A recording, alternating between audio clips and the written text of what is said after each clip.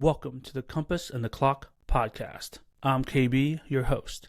This show is about one thing: how leaders make high-stakes decisions when direction and timing matter most. In each episode, I sit down with CEOs, founders, and senior operators to break down the moments that shape their companies, not the highlight reel, the actual decisions. We examine how values set direction and how velocity determines results across leadership, strategy, and execution.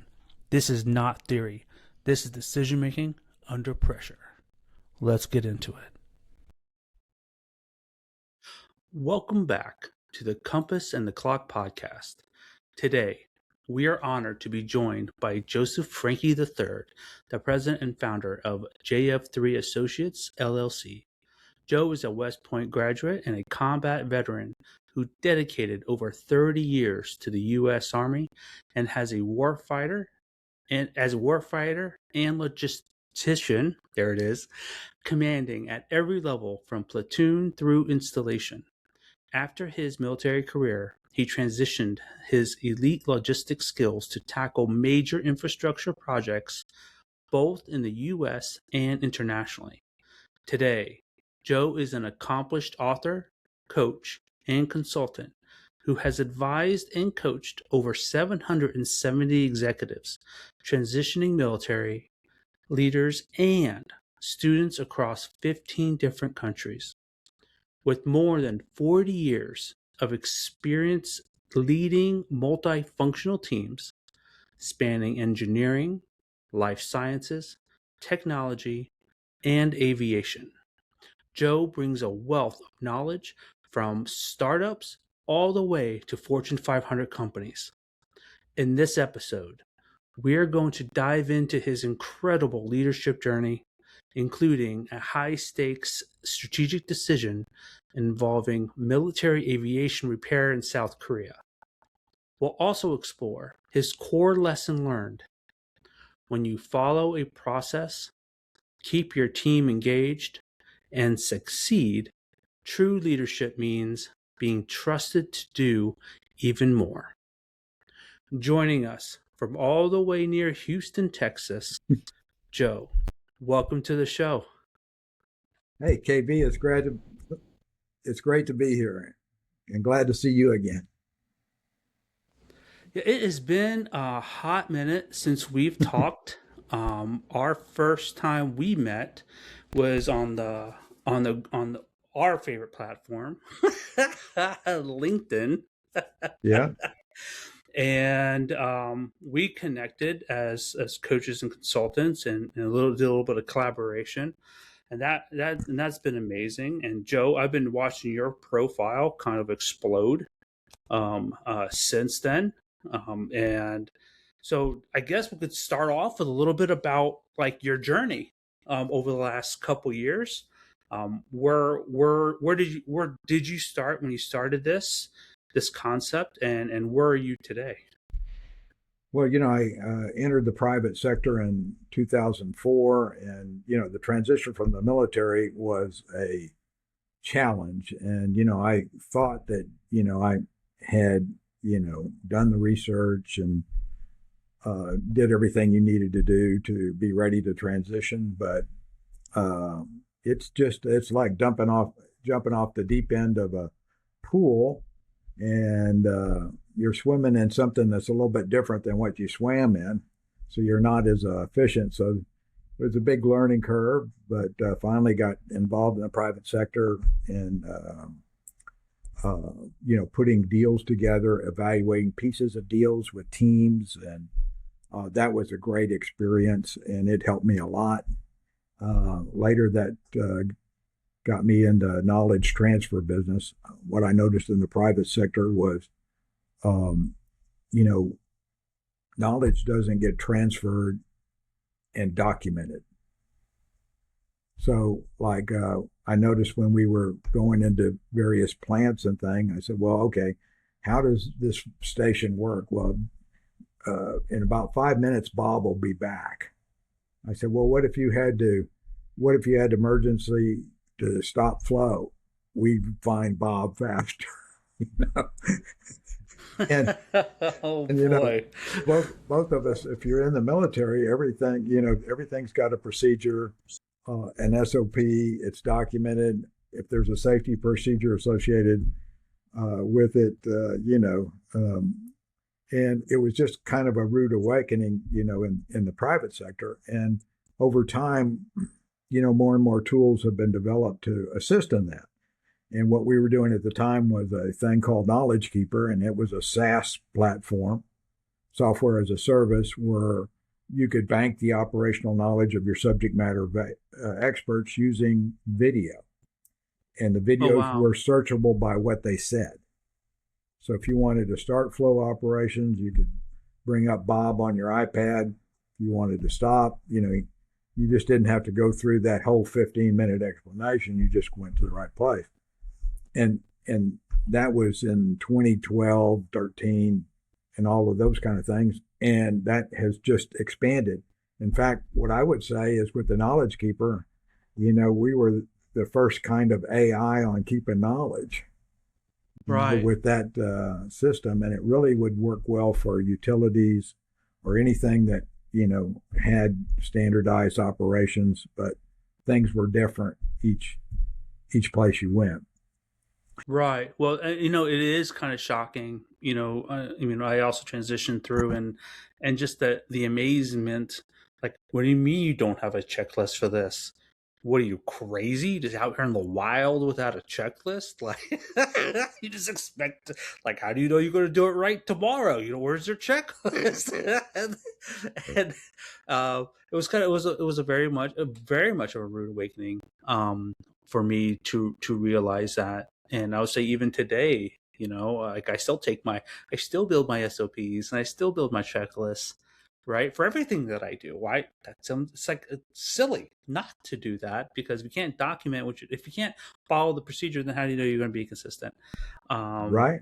and I love that smart system, essentially, right? That platform, Knowledge Keeper, was beginning to at least begin that idea, right? In some places, of maybe Yeah. we should start thinking about keeping some of this institutional knowledge local, like somehow keeping the institutional knowledge before they leave us.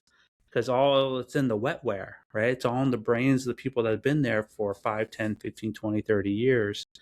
And how do you get that information out so that other people can use it? Well, So that's brilliant. when you think about it, I mean, look today, when the Amazon guy brings you something, he documents it. He steps back, he hits that button, and that package is associated with that doorstep with, you know, so, the metrics, uh, and as the world gets further digitized, it just gets easier and Mm, easier to document things. There's a good and a bad to that, but, the good piece is being used. right, right. I mean, at the end of the day, if you don't have good data, Mm-hmm. it's very hard to make good decisions, right? Outside of like, this feels right, so it must be right, which ain't always true.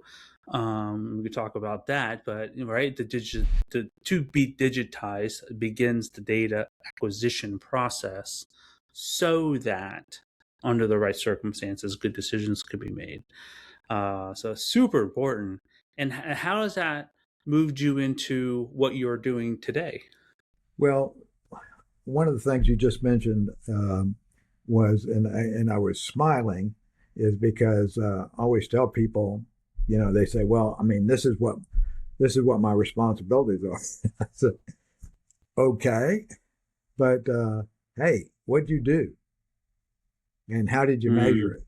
What are the metrics? Did you save money, make money, reduce man hours? Did you increase efficiency? Like if somebody gave in the military, if somebody gave you order, because one of the most frequent things I get is, well, you need to populate or describe some of the projects you were given. Well, I really wasn't a project manager. I said, were you ever given an order?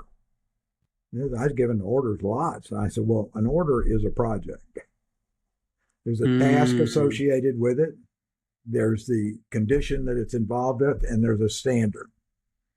You know, and there's the old Army saying, and you might have it in the Air Force too. You know, well, we didn't have enough time to do it right, but somehow you always had the opportunity to do it twice. Facts. Absolutely. So yeah, metrics matter. I mean, and I always tell people, I mean, if you can't measure your production, I can't sell you, and I'm in the executive search business. You know, if I'm Mm. trying to sell you to a client, I can say he's really a great guy. KB's a great guy. I don't know what he did at his last job, but he's a great guy. You know, Yeah, he had a lot of responsibility. yeah, and that's why he's a great guy. That's why he's a great guy. So is that so as an executive? So your primary mission then today is as an executive search consultant. I still do that. I don't lead with Plus, that because I do really the coaching, transition coaching. And when you get into mm, LinkedIn coaching, you really end up with some life coaching and personal coaching, you know, whatever you need to do in order to help the individual get what they want, right? Uh, hmm but, you know, you've got to be able to measure your production because if you've got two LinkedIn profiles and both of them say you're a good guy, well, you know, uh, the one that's got the most detail about, hey, here are some third party analysis on why I'm a good guy. You know, here's some metrics mm, we all understand. And, you know, and if you're given those metrics in your resume or your LinkedIn profile, when you're finally get to the point where you're interviewed, somebody's going to ask you and you got to like tell the story, you know? And so, what people need to do is tell story after story that they solve problems. I can't tell mm. anybody that's not a problem solver because nobody calls me and say, Joe, I just need another CFO. No, they call me and say, here's these four things that this guy's absolutely got to do yesterday. You know, Mm. I mean, they're pretty, pretty specific in what they want. And so, if you're out there in whatever field you're in, you know, you've got to know, hey, what are the metrics of your field? You know, how are they measured? And you got to lay them out there. Well, that's super interesting. Like something you just said, and I'm going to slow down a little bit on that because it's. I just realized like a lot of people probably are not connecting the fact that like they're they're not getting paid to have a job. They're getting paid to solve problems. So I think that's the first like huge takeaway, right? So you're getting paid to solve a problem. I find that businesses have terrible record of describing the problems that need to be solved, which then transition or translate to frustrated employees, right, who are trying like, why am I here exactly, right? To write another pitch deck is that like that's a thing, that's an outcome, but Mm-hmm. what's the purpose of said pitch deck, right? What am I problem solving? And then you have the other one where maybe a business can articulate, like I have these four very specific problems, but then in the hiring process, they can't find the right talent because the talent isn't articulating how they solve problems. They're talking about their responsibilities, but they're not tying in. These are the actions I took. These are the everything, every little project, right? Break it down by project. And this is what we started with, and this is what we ended with. This is how I helped that become a thing. And in that, like the key pieces are this is why it was better because I was there today because Yeah. I made decisions. I figured out that there was something here that nobody else figured out at the time. And like you said, that could be an efficiency increase, could be increased number of widgets, it can be, any number of like business metrics, right, for that particular industry on the outside. But I don't. This is the first time I'm realizing that I don't think, myself included, um, most people are not really good at describing the problems that they solve in a metric format that makes sense for what they do from the other side of the house, right? From you got somebody that got a business goes, I can't find money that I'm spending, right? And I know it's in other people's pockets. I can't find it. in the accounting, right, for the CFO purposes. And so I need somebody that can do a forensic audit on all these numbers to find out where where the money's missing. So that's just not a Yeah. bookkeeper. Right? That's somebody with like skills and experience of doing forensic like audits on large number data sets, right? To find money that might be in complex financial twists and turns. But Yeah. so I So, see two things, right? Right. So the businesses and companies can articulate the things they need solved, which I guess they do maybe sometimes. At least they try. But I think the talent shortage isn't the talent is being shorted. There's not enough people. There's just not enough people that are articulating their end of the bargain. So how do you get them to talk about their what they do in a way that makes sense? That like two puzzle pieces yeah, come together. so especially when they list responsibilities, okay, so then you drill down into what those responsibilities are and said, well, I said, well, give me an example. And so they can tell you a story, and they can tell you a story Mm. about, how, they and another person, had to go get this data set and they solved that problem, and from that, they realized that the cost of goods sold were really this, so if we want to maintain our profit spread in that particular thing, then, it involved, reconsidering the pricing Mm. function.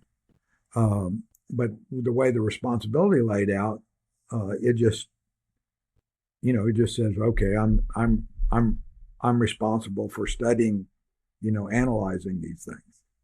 Well, I always call it, you take the first derivative. It's like a calculus problem. The next derivative, okay. Mm. So you're responsible for this. That's the equation. The next derivative, okay, what was the answer to that equation? Oh. So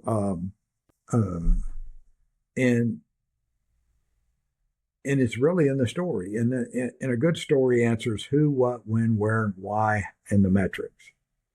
You know, um, and if you can tell story after story, because actually that's really what you end up doing in an interview when you finally get to an interview, right? Mm-hmm. But the problem today is what we did 10 or 12 years ago. You actually went to interviews and coffee meetings, and people wanted to hear about how you did stuff, right?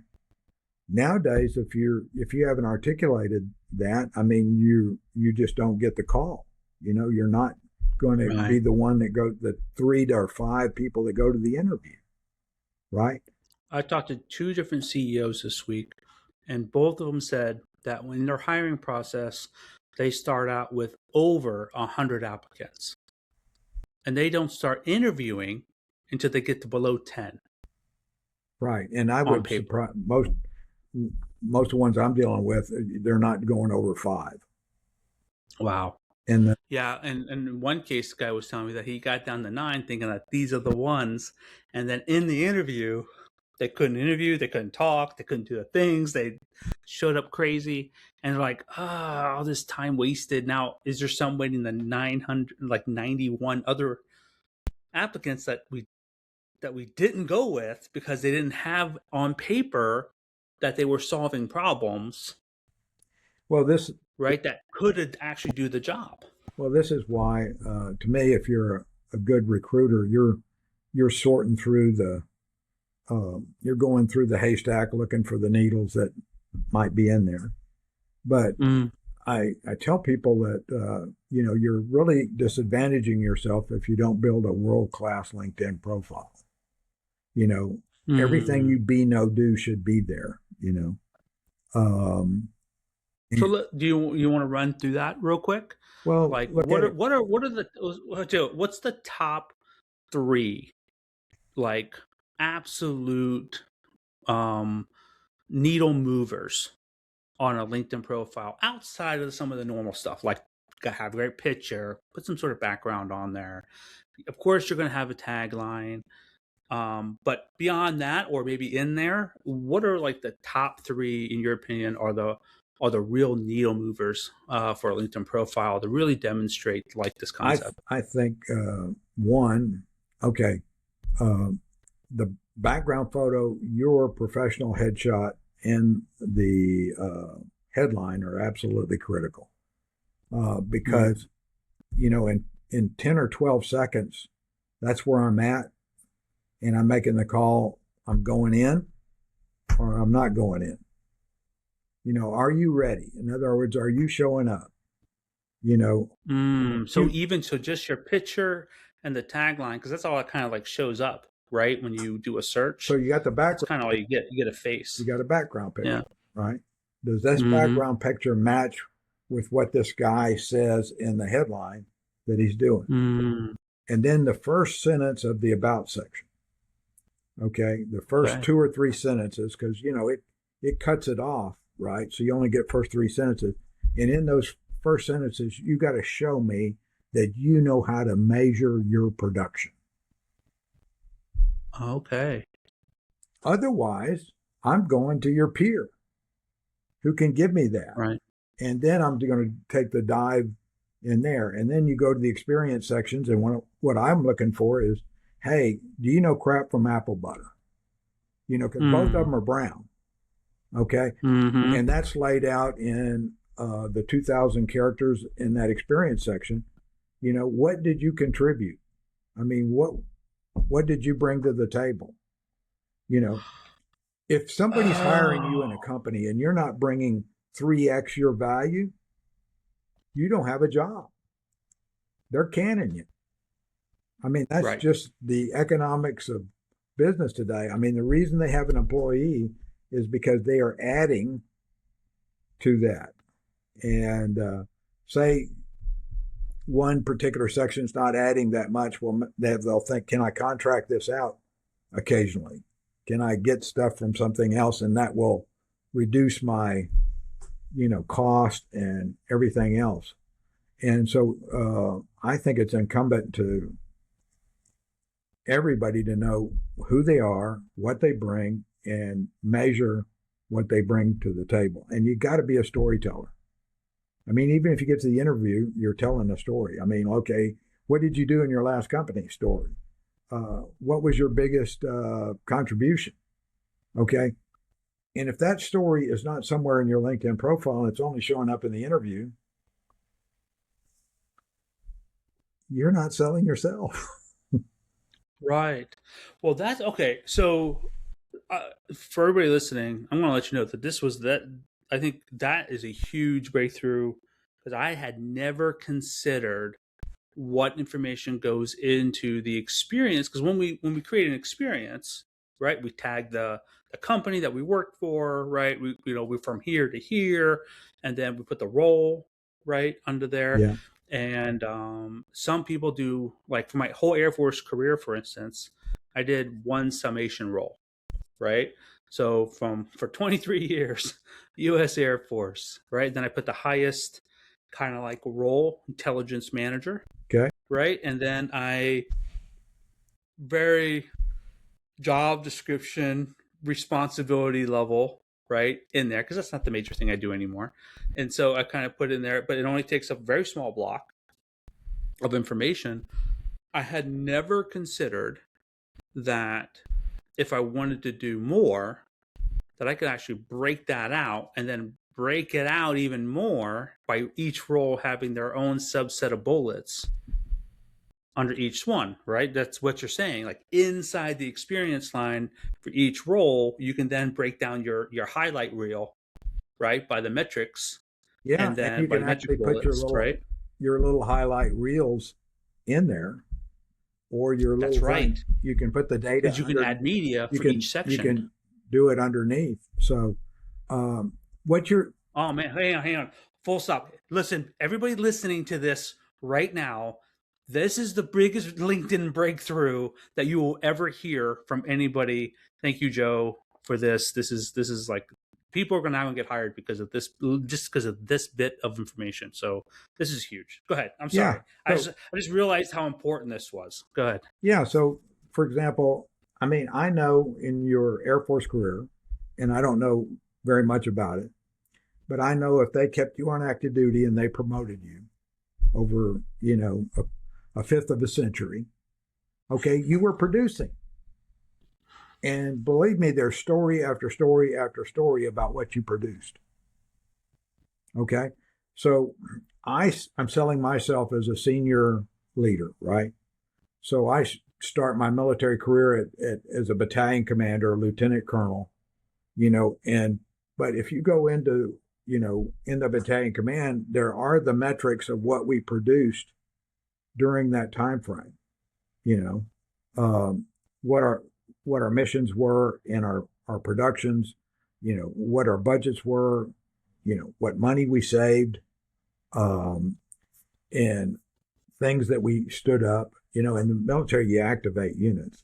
So what you'd say, what you say in the civilian world, we incubated. Yeah. So you take your hiring manager terminology, take what you did in the military and explain it in hiring manager vernacular. Okay.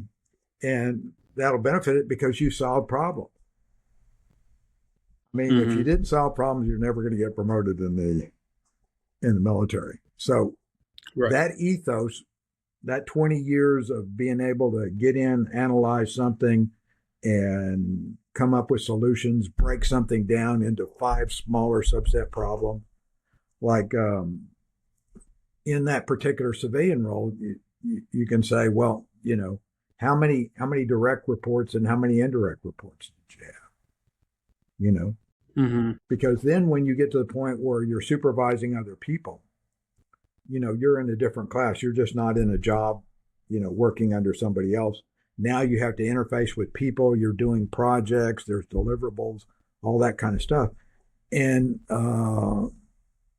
people that know how to work with other people, both on a team, meaning they know how to follow, and then people that know how to supervise a team, meaning, they take care of the team and do that. I mean, those are people that everybody is absolutely screaming for. But if I can't see it, I cannot sell you. If you don't have it out there, you're not selling yourself. Right. So I see 2 bridges, right? 2 different types of bridges. One, transitioning military, whole different problem set. Right. Because did lots of things, don't know how to translate that to civilianese. Right. So bridge, that's just gonna be a bridge. But also in the military, I can't look. I had, no matter how many people I supervised, they always gave me a war, right? A weekly update, right? A weekly update of what they did. I had to continuously, forced to, right? Write awards and write evaluations and over time, bullets and what they did had to get captured, type of thing, in a very methodical way, even if it seemed like crap at the time. At the end of the day, it was always, action, result, impact, type of things with numbers in there to kind of really tease out the ideas. I don't see that type of rigor in the civilian force. Well, the ones that are having the rigor and the ones that are populating it are going to the front of the bus. There's a second takeaway. If you're working, then you need to keep what we used to call a love me sheet or a brag sheet, right, of what we're doing, so that can be then translated into LinkedIn and resume. So I'll give you an example. So when my son was going to work for the first real summer job, while he's going to college, and I told him, I said, you need to keep a 3x5 card, and I said, I'm going to help you because you're going to report to me, but you need to get in the habit of keeping up. What are the 3 things that you did this week? What are the 3 things you didn't like, could have done better? And what are the 3 things that you want to know? In other words, what do you see based on this week? If you knew something else, So what happened was after he'd been there a number of weeks, the president of the construction company came down, and so I would have him sum these weekly things into a monthly thing, a half pager, you know. Mm-hmm. And he briefed the president of the company with that sheet. And the president of the company said, nobody's ever come in here and told me this is what they actually learned. This is what they picked up. This is what they want to know. And this is how they contributed to the company. And Wow. And, when he graduated from college, that guy gave him the biggest sign-on bonus to try to come work for him out of all the other opportunities he had. He was in construction management. But that comes straight out of the military, right? I mean, you know that. I mean, we know that, and you had to do that because you're filling out, your part of the performance piece, Right. Here's what my contributions were. Here's were my goals, and they approved the goals, and you're filling in the stuff as you go along. And even as inefficient as it was a good system. Okay, because it forced rigor, and nobody was surprised because there's counseling that goes along with it. Right. And I think my greatest contribution and your greatest contribution for the military is to this day. I mean, we learned how to counsel and develop people because you had to do a lot of it, Right. And somebody asked me the other day, he said, well, what's that look like? And I said, well, like every junior officer, I counsel them on, here's what you need to do in order to be qualified. So you don't have any commo experience. So you're going to be the communication officer for the next 6 months. So you're going to learn about the radios, the maintenance plan, all that kind of stuff. And that was going to build up their little, call it what you want, a resume, Then there was assignments coming up. So counsel them on what they needed to do and where they needed to go to, develop. And there was promotion boards or schools coming up, and, where are they on the requirements to be able to get to that next school? And so for me, I've been coaching and developing people for a long time. And so with my wife's help, I finally found out that was really my gift and professional talent. And for whatever it's worth, I'm pretty good at it. At least other people think. They keep coming to the table. So. Other people have said it. It's on record. It's not just me. No, that's awesome.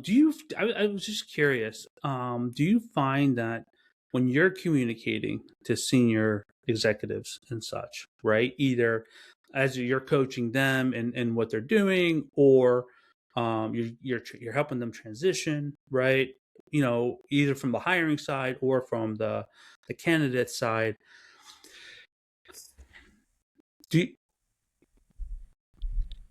because you talked about the lieutenant doesn't have the experience, so I give them the job to get the experience.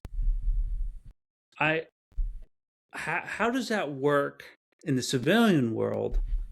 Does that mentality translate over to the companies and types of hiring managers and type of opportunities, at that senior exec level? Does that still translate? I think so. I mean, in the corporate world, you have to be a little bit bigger company.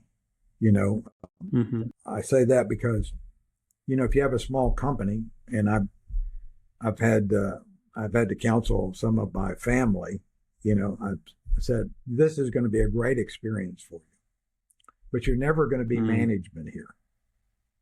Okay. And there's nothing that's not bad about it. It's just need to let you know up front that there is only so far you can go here, and you need to be thinking at that point where they either are going to let you go or you need to go because one, your main job is to take care of your family. Well, you take care of your family by getting promoted, either doing more work. I mean, that's an opportunity too, where you work in two jobs, or people recognize your capability and your responsibility, and you go to another company, for more responsibility and basically more money and benefits. I had never really considered, because again, right, you're always looking tactically, right? You're looking at the 30 yards in front of you. That's your whole battle space. But it fits into, like, especially for the military, it's a Fortune 50 company, right? There's 3 million employees, near infinite positions available throughout the greater organization. Right. And when you're in such an organization, then development from within is required, because you gotta get moving, because there's always going to be holes. Well, no matter what, and you got to develop people into those right. spaces along the way, because you can't just hire in from outside, right? Hey, you Bob on the street, come take this. It doesn't work, right? So you got to grow people into these positions, because there's always somebody being promoted out of a space, so that opens up a space. But you're right, the organization has to be big enough for there to be opportunity of growth. If it's small, and so let me ask you, what's your experience? Where does that threshold cut on the corporate side? Where about what's the employee number where you can expect, oh wow, this company probably has enough depth to it to allow me to be here for 10, 15 years. Well, say and I can if it's grow. a family-owned company, if you're trying to move up the ladder, there's probably only 1 or 2 moves, because the family or the people, you're probably not going to move in there, and those people might stay there, for a great length of time. And they'll hire in more family. Well, and they'll hire in more family. Right. There's nothing. This is not bad or good. This is just, hey, recognize where. I was trying to tell this family member, I said, look, recognize where you're at. This is not bad. I mean, they're going to pay you a good wage. You're doing this, but at some point in time, you're going to have done everything you can do. You've done all your be no do. So if you want more be no do, it's not going to occur where you're at. So you kind of think through this. I like setting the idea where you don't have to make this decision next month, but you need to make this decision in the next couple of years. And then what I find is that it's kind of like, making a soup. The stuff stirs in, over time, and it's not a surprise to them, because in their subconscious, you planted the seed that, okay, if you want to do more and be more, it's probably not going to be for you there, but are you competitive to go do and be more? And so what does that look like? So in this particular session, they had, kind of opened up a store, stocked it, and then got it up and running, got the customer base, increased sales, and all that kind of stuff. But, that store manager in that particular company, small company, that was kind of going to be it. They had, maybe 4 or 5 stores and, a little bit of warehousing operation and ordering operation. But, family was in some of those other stores and stuff like that. And so the idea was understand, and it's no fault of theirs, but sometimes they're going to let you go, or you need to plan your own exit. And I said, they'll either let you go, and I suggest you plan your own exit. Yeah. Right. Because if you really want that type of career, and again, right, all these different places you can learn, right? You're going to learn something, hopefully, right, through each of these moments. But if you want to prepare yourself for the next level, if that's what you're shooting for, then mastery of the current level is absolutely required. So can't slack, right? Just because you don't like it, you're bored, whatever. Like, none of those things matter, right? You got to do good, because at the end of the day, you need the bullets to demonstrate. You need these. I say Yeah. bullets just for the audience. I mean your resume, right? That these stories. You need to be able to tell good stories Yeah. about what you And the did at these stories are, locations. the shorter you can make the story with the metric, that's what goes in the experience section. Right. Right. Uh, So don't just go somewhere and slack off. Go there and go there and make good stories. well, I mean, Right? Go there and make good, right. productive You need to stories. keep track of your. Yeah. You need to keep track of your production.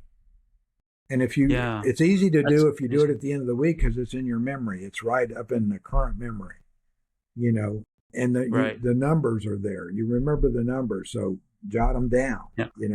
Otherwise, I'm working with people where they're trying to go back 9 years and try to figure out. And this one client I work with, they were going back 35 years because I wanted to know Oh the my. total amount of their real estate transactions.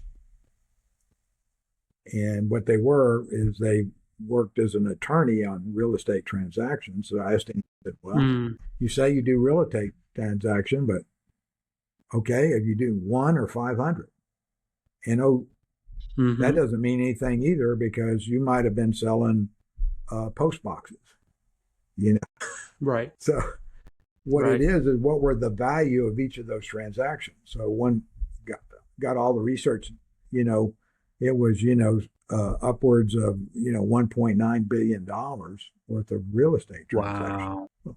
35 years is a long time working. Yeah. I bet you he was blown away too, right? When he finally saw the numbers. Well, so It's like, I did that. What happens is when you do that, if people are looking at other people like you, all of a sudden you've got the metrics. So people say, okay, well, this guy must have done a lot of it. He just doesn't say, hey, I'm good at real estate transactions. I've worked on deals or things that amounted to, $1.7 billion or $1.9 billion worth of real estate transactions. Well, to me, that means over 35 years, over 15,000 different individuals. Yeah, those numbers. I mean, you can't compete with somebody if you don't have similar numbers. Well, it's a measure of the experience set. Because otherwise you say the qualitative thing. I am experienced in real estate transactions. Okay, versus the quantitative. Okay, I'm experienced in real estate transactions because over 35 years and 177 deals that amounted to, $1.9 billion in real estate transactions. We talked about in the very beginning of this about how good data helps good decisions, right? And so this is really the candidates producing good data so that the hiring managers can make good decisions on choosing them, right, to move on to the next step, and hopefully faster, right? Hopefully they make it to that top 5 slots so faster, like nearly immediately, because this is it. Like, this is our, like, they said all the things. I was having a conversation yesterday with a veteran, and he just finished some additional education. And I was looking at his LinkedIn profile, and he said, well, what do you think? And I said, I'd love to help you, but I can't refer you anywhere. And he said, what do you mean? Oh, wow. I said, because your LinkedIn profile doesn't say anything.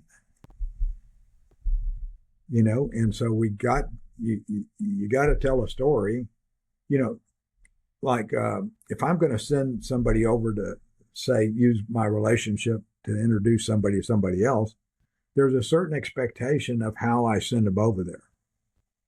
Am I going to send them over in flip-flops and a holy T-shirt? No. Right. To me, you show up, dress right, dress covered down, ready to, talk to somebody for an information interview. So the price of that for me is, you got to have a world-class LinkedIn profile because they know Mm-hmm. that's what I do. And the last guys I sent them over were all guys that hey, I didn't have anything for the guy, but the guy was sharp as a tack and I sent him over to so-and-so. Right. Like the referrals continue moving, right? Because you can't, because they feel good too about making that. Oh, this guy's sharp. I mean, who, so who can I show this guy off if to? I carried somebody over to your office and I stood there and said, hey, I really believe in this guy, all this kind of stuff, and, I'm vouching for him, all that kind of stuff, you would give him a shot because you and I know each other. Mm-hmm. But Right. imagine we're just one-on-one. Why wouldn't you do that for the entire world? Yeah. So you want the world to see you in a holy t-shirt, and flip-flops? Right. You got to take care of yourself because if you don't, nobody else will. Facts. Absolute facts. I do want to address, a little bit from the intro, right? We talked about a little bit when you filled out the little survey about a major decision you made when you were in South Korea, right? When you were working with the aviation piece. So we talked about storytelling. I think this is a great opportunity to hear that story, right? And what was this decision you had to make, and what was the impact of those? So when I got to Korea, I was in battalion command, so I had about 700 soldiers and a number of Korean civilians and a number of U.S. civilians, and we had the theater AVM, Aviation Intermediate Maintenance Company. So we did all of the theater level stuff on aviation, at least in our case, Army, which was rotary wing, but we had some fixed wing, that we supported as well. And so we were dealing with these major subassemblies like engines, transmissions, all these kind of things, rotor blades. And so when we had a problem, we ended up having to send these things back to the States. So okay. When I got there is we had an engine test stand that, you could only run maybe one engine every 3-4 days because we were missing all kinds of little items that could make that a production facility, And so went through and said, okay, what can we do here? Because if you repair the engine in theater, then it's only the cost of the repair. But if you make a wholesale transaction, in other words, you take one engine and you switch it for another engine from the wholesale system, you pay the wholesale price. Okay. So I always used to tell the maintenance officer, would you like to pay $20,000 for an engine or $375,000? Well, they say, well, when can I get the engine? So they have to do a readiness thing. Sometimes you buy an engine because you need readiness. And then other times, well, I got another aircraft down and it's in phased maintenance. So it's going to be 6 weeks. Well, it'll take us only 4 weeks to run this engine on the stand. And they averaged over there that the engine repairs were about $20,000, some more, some a little less. But if we could repair that engine without having to do a wholesale transaction, then it was only the cost of the maintenance and the time that it took to do that. So we looked at all kinds of things that we could do in the theater there to keep from having this interaction with the depot. Okay. Yeah, back in the States. Because the depot, right? So not next door. Yeah, thousands of miles away. So it was really a readiness issue for the peninsula. But Yeah. by the same token, the depot was given money. Say it was given $200,000. So when an engine came in, it was given $200,000 because, it's the depot and everything's going to be taken apart and, it's going to move down the line, tested and recertified, all that kind of stuff. But if they're only putting $20,000 in that engine, they're keeping my $180,000. So right. The argument I made to the depot was, I'm still going to send you the engine and you're still going to you'll still have the man hours but when you get an engine from us, it's going to need depot level repair. Okay. So we looked at that. And so anyway, to make a long story short, there was about $2 million of different things for this engine test stands and some other test equipment and a number of these trailers we could put the engines in, all the hookups and all this stuff to make it really go back to a production facility. And so that came up with a price. And the military had a capital asset, pricing thing. Whereas if you could argue that if they invested this amount of money, you could get, you had to be able to show the return on investment,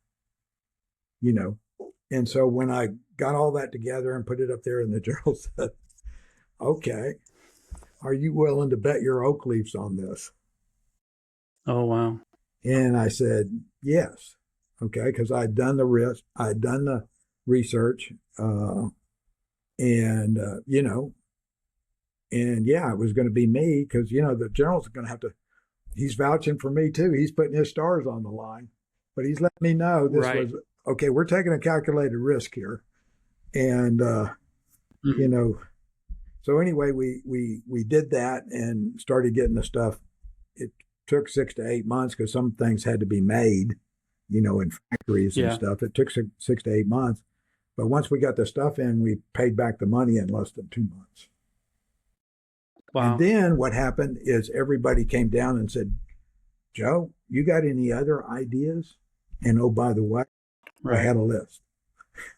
I said, if we could get this, and this, we could repair these UH-60 and AH-64 rotor blades here.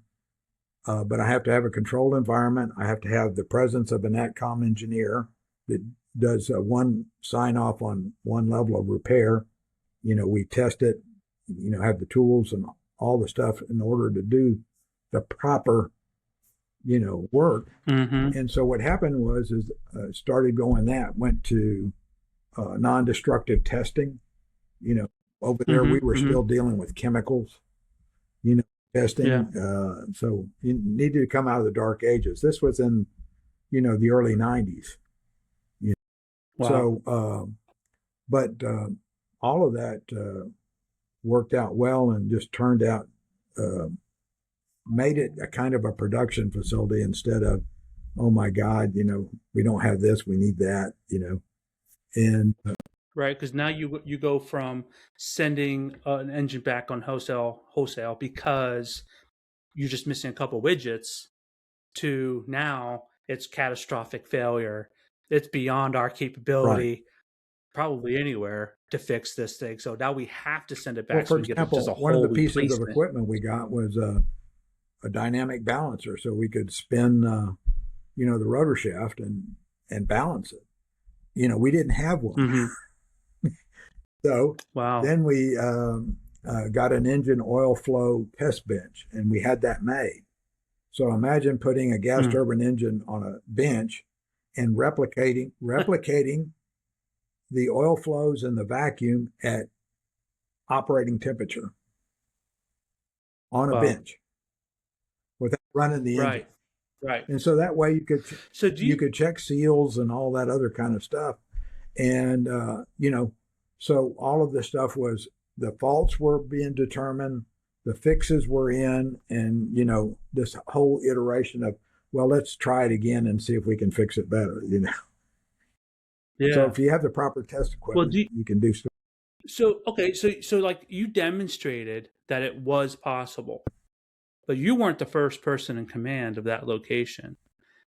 Do you think that there was a risk aversion to these? Like I said, you had to bet your oak leaves on it, right? To kind of go this new direction, where maybe predecessors were like, Well, look, see, I'm only here for X number. We're just going to send that back, bring it back, and we're not going to worry about it. That's the safest way to do it.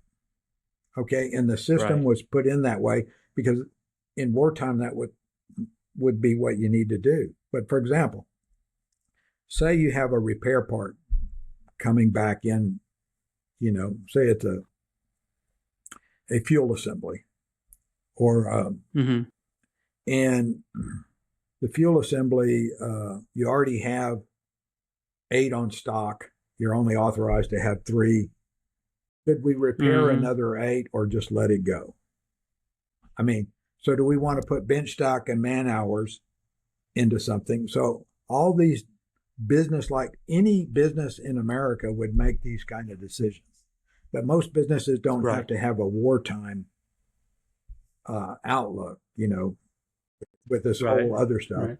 So all we were really trying to do is, okay, in this system, how can we, one, affect readiness because there's a time of transport, and 2, how can we reduce the cost so that the budgeted money goes further? Just like the Air Force, I mean, you support an F-16 based on flight hours. Same way with any of your helicopters, you got so many flight hours. So that money, how do you reduce the expenditure on the maintenance and supply side? And that's money money you keep inside the theater. Right. And so these ends up being very corporate like decisions type of thing. With the military piece, there is a emergency, we'll call it like from civilian worlds, right? There's an emergency management procedures, right? There's an emergency management overlay that we have. We have to be a little bit more redundant in some things that may cost us a little bit extra to be redundant, but we're also fighting wars. So like you kind of need to build in a little extra redundancy. One is in a pure corporate world, and a we'll call it a low risk environment. Maybe you can more optimize for efficiency and on demand type of transactions. But in the decision process, being able to take that risk to say, hey, if we could become more efficient, but we'll have to change the way we're doing things. And that's always going to spike risk. Let me give in the short term. Let me give you another example. So, most transportation contracts, right? If you're going to move stuff from here to there, most of the time it's in the traditional way, it's about weight, right? You got a truck and it's weight. So, with bringing the Apache systems into Korea, we really had to renegotiate how we thought about the commercial transportation. The commercial transportation needed to be dispatched based on value, not on weight. Because a $100,000 circuit card that's needed, 70 miles over here at this other airfield, does it need to wait for a week and a half till they fill this truck? Right. Because they're going to wait till they get all the small boxes together and then take it over in one shot because it's more efficient for the weight piece. But that's an operational card, right? The size of a small football that needs to go right now. Yeah. And so what happened is getting the Korean contracting thing to go. So in some cases, it was to the guy's advantage to dispatch a small car with this car because he's going to make more money, and he's delivering us operational readiness going from A to B to get this card, there. And then the other stuff, so he's making business-like decisions that are incentivized based on our readiness. Right. From the cuts, because now in this case, you're the customer. Yeah. right? And this is a customer demand signal. I need this by X period. It's And here's the budget non-operational. for it. It's Make it work. non-operational ready supply. Yeah, yeah, yeah, So yeah, it's high yeah. priority. It's in a theater. No, most people don't realize that Korea is just an armistice. There's never an end to the war. They just agreed to stop Right, fighting. right. And what's funny, not all parties are signatories. True. So it's kind of crazy that there's a couple parties that are not having war, but yet not signatories. It's kind of weird, but which also puts that whole tension, right? And so that's another external Yep. demand signal, right? That shapes how people are making decisions in that theater versus, let's say, Europe in Italy. Well, Like how you're going to keep those units readiness ready versus units in Korea. Well, what's more likely to happen? Italy well, getting I used to attacked or South Korea when getting people would attacked? ask for an example over there at that time, and it's changed. This is a long time ago, but I would say I would remark. I said, look, take a look at the Air Force. They've been here 50 years, or 45 at that time or whatever. And I said, take a look at us, the Army, and we've been here 45 years, 1 year at a time. Yeah, And that's a completely it's a different joke. philosophy than Mm-hmm. Yep. Yep. That's I don't know. That's what I translate well in the civilian world. We've been here for 45 years, 1 year at a time, right? Well, I guess what does then? So we could take this back to our original when you were originally talking about right. institutional knowledge, right? The areas like South Korea, you gain a year's worth of institutional knowledge, and then you evaporate. You go somewhere else, and then that person who was doing that thing for that, who finally got good at it around 6 months, is now gone, and the other person is like, "What I do we do became a here? Is this a new thing?" I we were doing so many good things. I really became very good at talking to soldiers and getting them to extend because of all the things that were mm, going on that extended that yeah. institutional knowledge.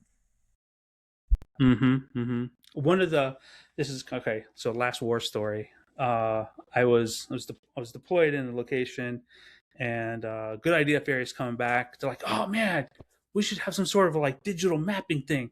This has never been done before. Right? This is what they're telling me. It's never been done before.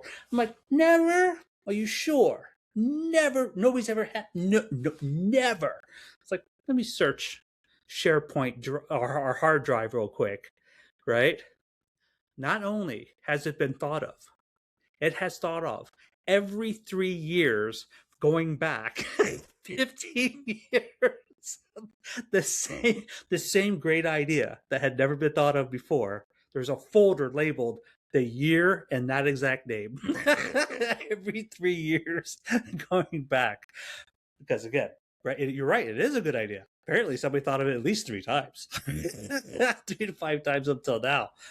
And but you get that loss of institutional knowledge. You get loss of momentum when people disappear out of an organization, right? So you don't keep anything because there's no documentation, right? Of like, this is our processes today, and this is not, more importantly, why we do it today. It's like, because this has led us to this point, which sometimes is lost. Even in the military, right? You get the fifth monkey syndrome. Like, why do we do it here? I don't know, right? Because this is the way we've always done it. Because nobody knows anymore. Because nobody's keeping track of the decisions of how we got here, type of thing. And so this has been a super enlightening conversation, Joe.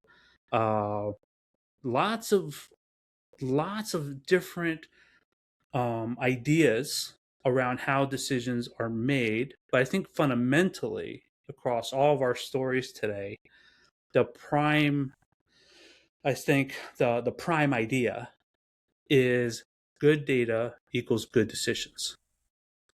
And whether you are a candidate trying to get a job, You got to help them make that best decision, aka you. So you need to be providing the best data out of all the other candidates. Yeah. Right? Because if you provide the best data, you're more likely to rise to the top They'll faster. understand this. I think recruiting, talent acquisition, all that. I think that's probably the oldest profession in the world. You go back to the pyramids and somebody goes over to the other pyramids and say, hey, this afternoon, can I borrow 20 guys? Because I'm got this going on or what have you. But the point I'm trying to make is recruiters, HR departments, they're the laziest people on the planet. Okay. And I'm lazy. And so if you don't show me your stuff, I don't have time to go look for it. In other words, I'm going to find your peer competitor, and you might be better than him, but he's better merchandising himself. And so when the client asks me, did I bring him the best person? I say no. Because there's really a good person out there that hasn't articulated their value. So you can always find somebody better than this particular person, but this person's ready to go. He showed up, he's dressed right, desk, covered down, and he's ready for you to interview. Let me give you another example. Guy, this is one thing that I do when I'm executive recruiting. So somebody comes up with a position specification on the people. Well, they write it down. Well, guess what? No, everybody hates doing that stuff. It's usually not very good, or there's more to it. So I'll always offer to take whoever's going to be interviewing the people and whoever gave me the assignment. Let's go to lunch. I'll take them wherever they want to go. We have lunch, and then I find out what they really want, what's not on that piece of paper. Right. Okay. And so, because that's the real demand signal. That's the real need. What happened is this guy, well, Joe, in the end, I need an all around, Eagle Scout. Okay. So I'm saying, oh, okay. So I'm going to bring him an Eagle Scout that is qualified in this arena. And so in this 5 that I took in there, 3 of them were Eagle Scouts. And he decided on one of those 5. There wasn't going to be any more next round. He was good to go. And so this one guy that didn't make the round, he said, Joe, what can I do in the future? And I said, well, what do you think happened? I said, well, I think the guy really, he really was looking for an Eagle Scout, and that's how he viewed the world, right? Value structure. Okay. And the guy says, Joe, I'm an Eagle Scout. And I said, no, you're not. And he said, Joe, I know if I'm an Eagle Scout, I'm an Eagle Scout. And I said, you don't understand. You're not an Eagle Scout. And so then he gets his wallet, and, the BSA gives you a card that identifies you as an Eagle Scout. You're the real deal. And he brings that out. And I said, all that matters is what's on your LinkedIn profile. Right. Not in your wallet. So what happens is you under merchandised yourself. In other words, you didn't merchandise yourself so that I would know, and then I might have put 4 guys and gals in there, with Eagle Scout, but I didn't know. But whose fault is that? It's not the client's. Right. It's not mine. Because I'm asking everything you be no do on this LinkedIn profile.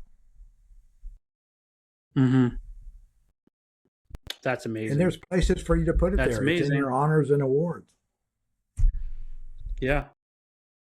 That's the thing. LinkedIn has really done a good job of having a category for just about everything. Well, look at it this way. LinkedIn has continued to make itself like your human body. There's organs all over it. And what you have is, if you want to have LinkedIn work for you, you need a healthy body. Oh, Yeah, that's good. because so Yeah. you're out there and you're wondering why you're not a high performer, but you chose to operate in LinkedIn without a liver or stomach. Right. Or one Yeah. lung. So my point Right. is, No they wonder give you're you you're you're places, wheezing through this. and what do you Yeah. have? What do you be no do that goes in those places? Tell your story. Right. Tell your story, what you do volunteer wise. Tell your story, what you do for organizations. All of them give you like 2,000 characters, for example, for projects, honors and awards, organizations, volunteering. I mean, you got the opportunity to tell your story. Tell it. Wow. Well, Joe, I tell you what. First, I'm going to redo my LinkedIn profile, and I thought I had a pretty good profile. Just BT dub. I'm very proud of my profile, and now I'm just realizing it's probably trash. So thank you for that. And for all my listeners out there, right, who have the honor and the privilege to hear this little pod today, I strongly advise that you find Joe Frankie III on LinkedIn. And if you are a senior executive looking for your next step, link up with Joe so that you can best know how to best represent yourself and on all your awesome experiences and things and problem solving capability that you have. And here's another way to think about this. You don't want the guy that's terrible to get the job that you deserve because they just knew, because they talked to Joe and figured out how to make a great LinkedIn profile, but yours would have been better had you talked to Joe and and you would have The the one to book, get the job. LinkedIn, The 5 Minute Drill for Executive Networking Success, is a 1 hour read. It's rated 4.8 out of 5 on Amazon, and it's well reviewed. That's your book. Oh, see, he's bearing the lead at the final stretch. All right, so a link to that will be in the description. Thank you, Joe. All right, awesome sauce, Joe. I will leave you with any final thoughts, and we'll say c'est la vie from here. Hey, what do you got? Take care of yourself. LinkedIn profile is a place to list everything you be no do. And for example, you got your high school education you can put on there. I think most of the people that I've done business with, I mean, it all started off with, hey, Joe, I was a Boy Scout in high school. Hey, Joe, I got my pilot's license in high school. Hey, Joe, I was offensive. I was on the line in my football team. So, hey, if they give you a space and you got a story, and we all have them, just get over not, keeping that stuff to yourself, and just populate that profile. Worst could happen is nothing, and that's probably already happened. Right.